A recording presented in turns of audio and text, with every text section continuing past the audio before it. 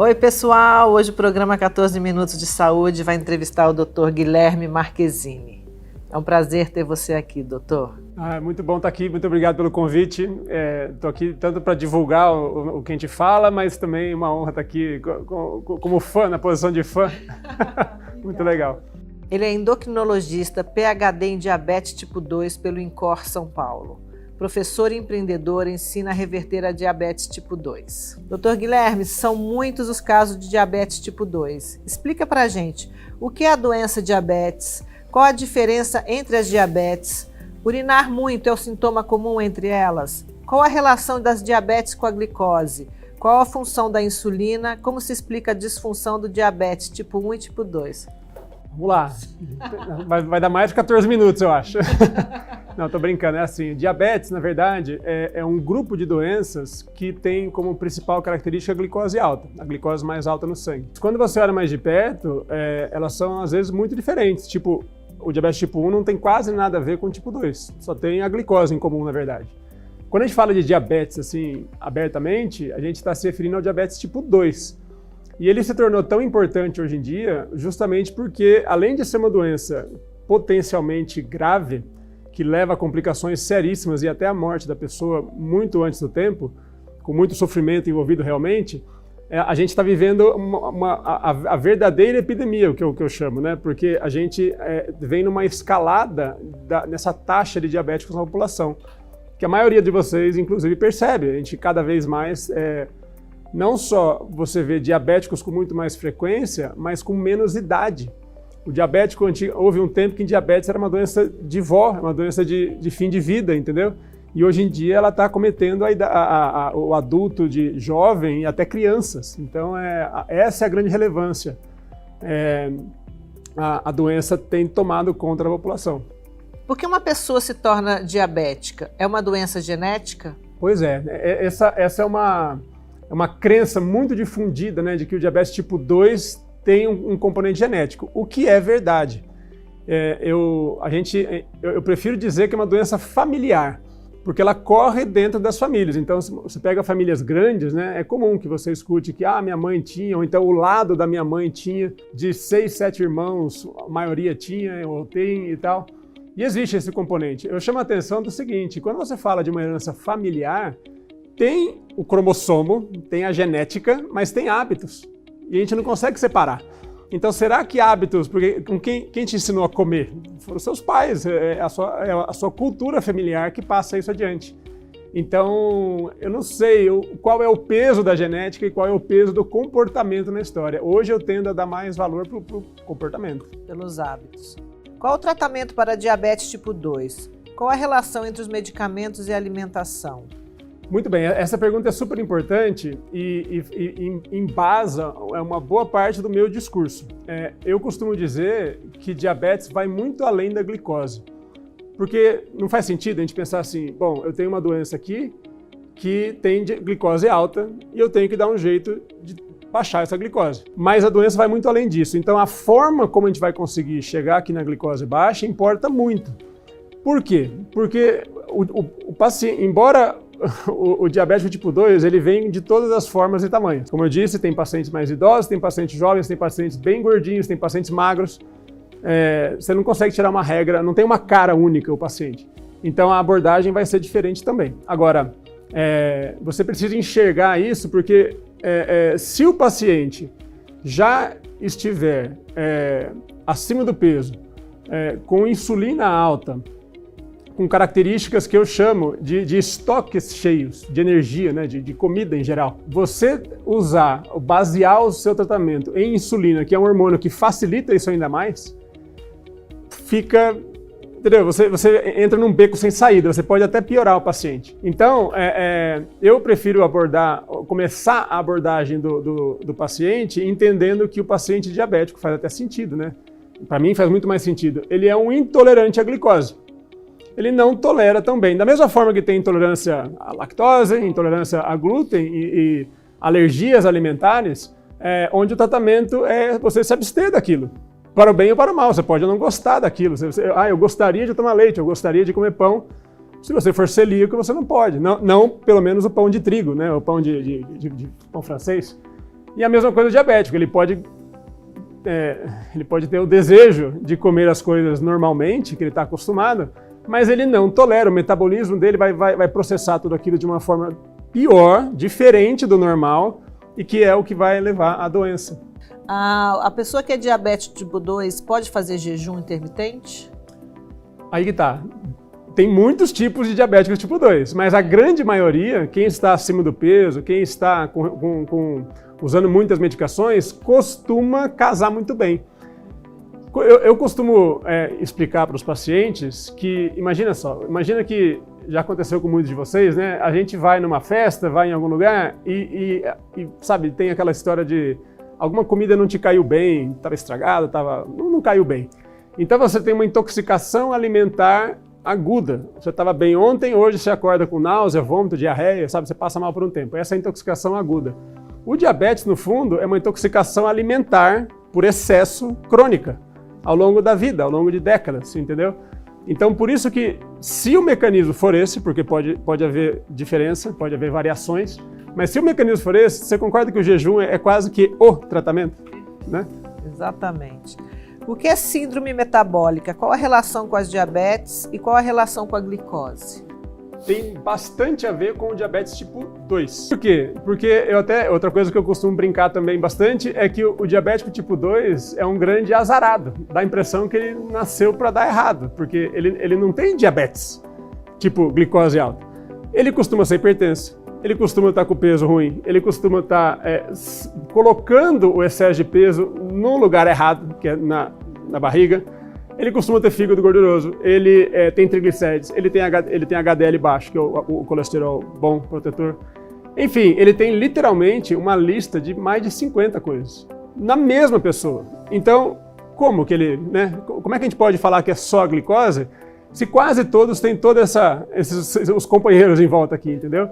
Síndrome metabólica, no fundo, é isso, é você mostrar que tem coisas que estão andando juntas com o diabetes. E o interessante é que quando você aborda a raiz do problema, todas elas costumam melhorar ao mesmo tempo, entendeu? A alimentação é tudo, doutor. Não tem jeito. Quais são os indicativos do risco alto para diabetes? Existem critérios que podem alertar sobre os riscos? Para o risco de se tornar diabético, né? Antes da pessoa se tornar diabética, eu acho que o mais fácil de perceber é o próprio peso. É possível ficar diabético com peso normal, com peso baixo? É possível, mas é menos de 10%, entendeu? A grande maioria está acima do peso e, de novo, não basta estar acima do peso na balança. Eu gosto muito de fita métrica, prefiro do que até o número da balança, eu prefiro... hoje em dia a gente faz muita conversa por vídeo, né? Não dá para ver o paciente direito, então eu peço para medir a barriga, na altura do umbigo, você passa a fita métrica. O critério é bem rigoroso, então não é para chorar se você medir, o seu não está dentro, mas é para ter um norte. Metade da sua altura. Então, eu tenho 1,94 m, eu sou mais alto. Então, para mim é bom porque eu posso ter mais barriga. Quem é mais baixinho tem que ter um critério bem rigoroso às vezes. E tudo bem se tiver por fora por um pouco, entendeu? Agora, a questão é, quando você está muito longe, você tem que ter uma ideia de para que rumo você tem que ir, o quanto você está fora, entendeu? Então é um critério, não é o único, mas eu gosto muito da circunferência no umbigo. Quais os sinais que devem ser vistos, que causam desconforto e que denunciam a pré-diabetes? Dá para agir antes de ficar doente? Ela pode ser evitada? Pode ser evitada e o grande problema é exatamente esse. Não existe um sintoma que abra os olhos das pessoas muito bem, pelo contrário. O mais comum é que o diabetes esteja já instalado, presente nas pessoas, por anos. E claro, tem desconforto? Tem, mas não é aquele que te faz parar para ver o que está acontecendo, sabe? É um cansaço, é aquela coisa super comum, né? Todo mundo tem. Cansaço, desânimo, você sente que o dia está longo, que sabe, você não consegue terminar a sua agenda, você não dorme tão bem, acorda cansado. É um mal-estar, um negócio meio genérico e que pode ser mais ou menos intenso para diferentes pessoas, e que podem fazê-la se incomodar antes ou depois, entendeu? Então, o mais comum é que a pessoa empurra com a barriga, ela vai deixando para depois, entendeu? E aí ela perde a oportunidade de fazer esse diagnóstico bem na hora de prevenção realmente e acaba passando para a fase de tratamento. Por que não se deve considerar apenas os resultados da glicose para diagnosticar a diabetes tipo 2? Porque a glicose, lembra que a gente falou de toda a síndrome que vem junto? A glicose é um dos últimos a aparecer, entendeu? Então o corpo vai brigando para manter o nível de glicose normal, tudo vai piorando. Você vai ficando cada vez mais pesado, você vai ficando cada vez mais hipertenso. E aí que tá, junto desses diagnósticos vem uma listinha de remédios, né? Então você toma 3 remédios para pressão, você toma 2 para o colesterol, você toma um monte e por aí vai. Toda essa etapa inicial e você às vezes comemora, o que é mais irônico, né? Você comemora que a sua glicose é normal. Fala, opa, diabético eu não tô ainda. Mas tudo leva a crer que você está caminhando para isso. É importante as pessoas perceberem que os sinais estão todos lá, né? Entendi. É possível reverter a diabetes? Como? Com a participação do paciente. Explica pra gente como reverter. Bom, primeiro, não é uma solução única, porque não é um paciente único. Então, a depender de cada paciente, você vai adequar essas estratégias. E elas, claro que tem remédios, inclusive, para ajudar, mas eu gosto do primeiro passo, eu acho que ele deve ser comportamental, uma vez que o comportamento das pessoas tem um poder enorme de fazer coisas que às vezes as pessoas nem imaginam, né? Então, a gente precisa adequar a alimentação, a gente precisa tentar fazer a alimentação, inclusive, embute, né, a noção do jejum, porque é engraçado como ficou muito forte entre nós uma noção de que a gente tem que passar o dia beliscando, né, fazendo refeições pequenas. Isso para o diabético não costuma funcionar, na minha opinião, não costuma funcionar muito bem. Atividade física na medida do possível e o tipo de atividade física sempre tem uma classificação, não tem fim o assunto, né? Mas em termos de tipo de atividade física, como o meu paciente ele tende a ser de mais idade, eu sei que é mais fácil fazer uma caminhada, fazer uma coisa leve, mas a atividade que mais vai trazer retorno é a atividade de força, que é justamente o que falta no idoso, inclusive. Musculação ou alguma adaptação dentro disso, né? Então, o assunto é longo, mas em termos de alimentação, eu acho que dá para resumir em adequação de quanto carboidrato comer. Primeiro que não precisa ser zero. Para algumas pessoas vai poder haver um tanto, mas provavelmente não tanto quanto o habitual. Eu valorizo muito a questão das proteínas, que a gente estava até conversando antes aqui. Eu acho que a gente acostumou a comer muito pouca proteína. A oferta de farinha é muito grande, né? Então a gente precisa prestar atenção para estar consumindo proteína o suficiente por dia. E também vamos adequar a quantidade e o tipo de gorduras. Então, dá uma mexida boa, fica com um cardápio bom, não é dieta de sofrida de comida, é um cardápio bem gostoso e dá para... eu acho que o benefício que vem depois é que faz valer a pena. Eu brinco assim, eu falo para as pessoas, teste 30 dias sem comer açúcar e carboidrato. E vamos ver o que vai acontecer, né? A maioria percebe a diferença, aí que tá. Pode ser que ela agarre a oportunidade, ela implemente para o resto da vida, ou pode ser que passe a ser só uma experiência, mas que é diferente e as pessoas percebem é diferente.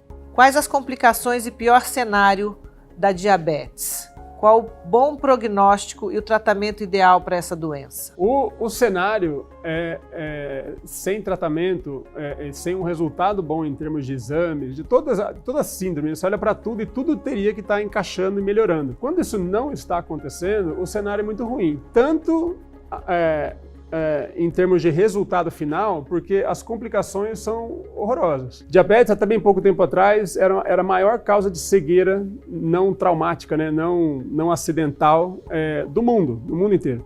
É a maior causa de falência dos rins no mundo inteiro. É a maior causa de amputação que não seja acidental, amputação de pés e dedos e membros no mundo inteiro. Então, entendeu? As complicações são horríveis. E o caminho até elas também é sofrido, porque você não acorda e tem a complicação, você vai piorando, entendeu? Então vai limitando a sua vida, vai tendo dor e sofrimento e tudo mais. E outro aspecto super importante é que o diabetes, além dessas complicações são específicas do diabetes, ele é um forte colaborador dos maiores matadores que existem, que é infarto e derrame. O diabético tende a ter muito mais chance de ter um infarto ou um derrame também. Ou seja, motivos para se tratar, provavelmente você vai se convencer a valorizar, entendeu? Fala a relação da diabetes com o Covid nessa pandemia.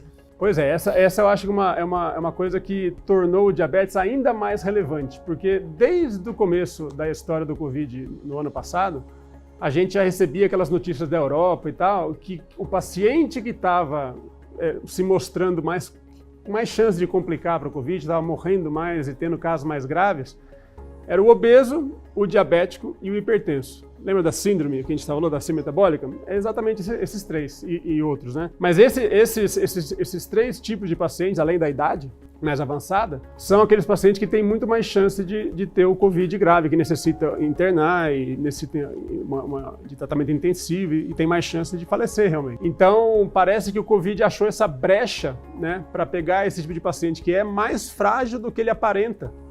Esse paciente ele acorda para trabalhar todo dia, ele convive com as pessoas, mas ele está fragilizado. A gente já sabia disso por outras situações. O Covid escancarou essa realidade. Então agora é um outro motivo para, mais do que nunca, você tentar resolver a questão o mais rápido possível.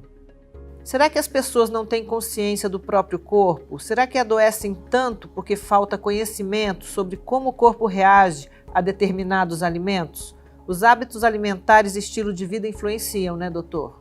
Eu acho que tem algumas situações, pelo menos. Uma delas é a pessoa... Eu costumo dizer que a vida na cidade, ela tende a ser tóxica. Ela nos oferece comidas que não são as ideais, ela bagunça nossos horários. A gente trabalha de noite, a gente dorme mal, a gente acorda tarde, a gente faz um monte de coisa que eu até brinco com os meus seguidores, na roça não era assim. Na roça a gente dormia com as galinhas, acordava antes das galinhas, trabalhava fisicamente o dia inteiro. A gente perdeu tudo isso na cidade, então a cidade costuma ter um ambiente que não funciona, não bate com a nossa máquina, entendeu? E a gente pode se sentir que dá trabalho mudar isso e que você está atarefada demais para abordar isso agora, então você deixa para depois. Isso é uma coisa. Outra coisa que eu acho mais séria é quando a pessoa acha que está bem orientada. Ela acha que está fazendo tudo certo, ela segue, ela é dedicada, ela acha que está no caminho certo, apesar do resultado ser ruim. E aí ela precisa questionar e fazer uma experiência, às vezes, e buscar um outro caminho, entendeu? Isso é bem comum de acontecer também. Bons hábitos alimentares, atividade física regular, boa noite de sono, determinam o bem-estar e a saúde. Podemos, então, dizer, quanto melhor o estilo de vida, menos comprimidos? Eu vivo para isso hoje em dia. Também, doutor. Tentar convencer as pessoas dessa realidade, né? A gente, eu acho até que isso tem origem, imagina só, devia ser muito mágico, né? Você, lá na época da Segunda Guerra Mundial, inventaram antibiótico. Bezetacil e as primeiras comprimidos, você imagina a mágica que era aquilo? Tem até esse dito popular, né? Fala assim, o médico deu um negocinho e tira o problema com a mão. Porque, né, era uma injeção, resolvia tudo, né? Então, a gente tinha doenças infecciosas no Brasil naquela época, quando a gente estava na roça praticamente, e aquilo era mágico, né? A gente veio para a cidade e começamos a ter outros tipos de problemas, mas a busca pelo comprimido mágico continua, esperando encontrar saúde em cápsulas. E é mais difícil, pode ser um complemento da história, mas nunca a base. A base é o estilo de vida realmente. Então, doutor, me conta sobre essa caneca que ele me deu, 1 milhão a menos. E conta essa historinha aqui do... Conta. Isso aqui é o seguinte, o cisne negro é o símbolo do improvável, né? Tem um pessoal na economia que fala das crises, como representado pelo cisne, aquele cara que não devia existir e de repente dá um susto em todo mundo. E eu usei o cisne negro como um mascote dessa história que eu falo na internet, principalmente, no consultório também, mas... de que todo mundo sempre considerou a reversão e o controle do diabetes com menos medicações altamente improvável. É o tipo da coisa que não deveria acontecer. A gente escuta que o diabetes é uma doença que começa, ela tem fundo genético, não tem o que fazer e ela vai piorar. Você vai tomar cada vez mais remédios, vai entrar na insulina até que você complique. E era impossível mudar esse caminho. Da mesma forma que a primeira vez que os ingleses viram um cisne negro, quando descobriram a Austrália, né? Eles viram um cisne na Austrália e falaram, olha, parece que tem. Então, você não pode achar que só tem um. Se tem um, você pode caçar direito, porque deve ter mais. Então, a partir do momento que eu consegui ver o primeiro paciente meu que reverteu o diabetes, conseguiu sair da insulina, não é para todos, não é promessa, mas pode acontecer, eu sou obrigado a buscar mais, eu sou obrigado a tentar convencer as pessoas de que vale a pena esse negócio. Então, a segunda parte aqui é a nossa missão, nossa hashtag oficial, 1 milhão a menos de diabéticos no Brasil. É isso que a gente busca no nosso trabalho aqui todos os dias. E esse bichinho aqui? E aqui tem uma carinha para lembrar, né? Tem um avestruz, porque o avestruz, diz a lenda, que é aquele bicho que quando se sente ameaçado, quando ele sente que está desconfortável, ele pega a cabeça e enfia num buraco no chão e espera passar. E eu brinco com o pessoal que me segue que a gente tem que tomar cuidado para escolher a ave certa. Porque a vida faz a gente ter vontade, às vezes, de enfiar a cabeça na parede, porque dá trabalho, é difícil. Por isso que eu gosto da mentalidade do atleta. O atleta tem essa coisa de, ele percebe muito cedo, de um jeito ou de outro, que o resultado dele depende dele. Na sua história, você não teve aquela treta gigante com as cubanas e tudo mais? Você pode controlar o jogo das cubanas? Você pode tentar melhorar o seu. E aqui no diabetes é exatamente a mesma coisa. Você escolhe todos os dias para que lado, para qual ave, qual time você vai buscar. Você pode escolher o jeito, tem mais de um jeito de fazer. Você pode escolher até o seu técnico. Diferente do atleta, você escolhe o seu caminho. Mas só você pode lutar por ele. E tem que ser todo dia e tem que ser para sempre, não tem jeito. Doutor, eu tenho uma amiga que tem diabetes tipo 1. O que você fala para essa minha amiga que usa, ela tem um negocinho aqui para botar? Isso. O tipo 1, como eu disse, é uma doença bem mais complexa, porque diferente do tipo 2, o tipo 1 se tornou dependente da insulina. Então isso implica que você vai ter que usar as maquininhas, né? Você vai ter que furar o dedo para ver o nível da sua glicose, você toma decisões em cima daquilo. Hoje inventaram um monitor contínuo que fica te falando a glicemia continuamente ao longo do dia e você toma decisões em cima daquilo. Dessa parte trabalhosa você não escapa, mas pelo menos você consegue ter um resultado excelente, coisa que se você não abordar a questão direito, você tem todo o trabalho e um resultado médio, no máximo. Entendeu? Então você continua tendo trabalho, mas o resultado muda e você se protege das complicações no final. O que você pode fazer? Eu sugiro a mesma abordagem. Você começa a falar assim, olha, eu tive uma doença autoimune, que é o diabetes tipo 1. O meu próprio organismo produziu anticorpos, destruíram as minhas células beta que produzem insulina. Então eu fico dependente da insulina, eu tenho que aplicar a insulina em cada refeição, múltiplas vezes ao dia. É chato? É trabalhoso? Mas isso me tornou intolerante à glicose. Então, onde o paciente apanha é que ele acha que vai continuar com uma dieta normal e aplicar a insulina vai resolver os problemas dele. E é difícil fazer esse casamento, porque ele tem que casar na quantidade de insulina e de comida e no tempo.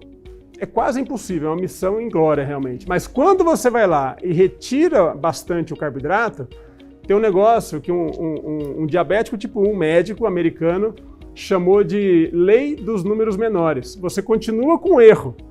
É igual uma calculadora que vai dar o resultado mais ou menos errado. Ela fala, quanto que é 2 mais 2? Ela fala assim, entre 1 e 6. Ela não sabe direito.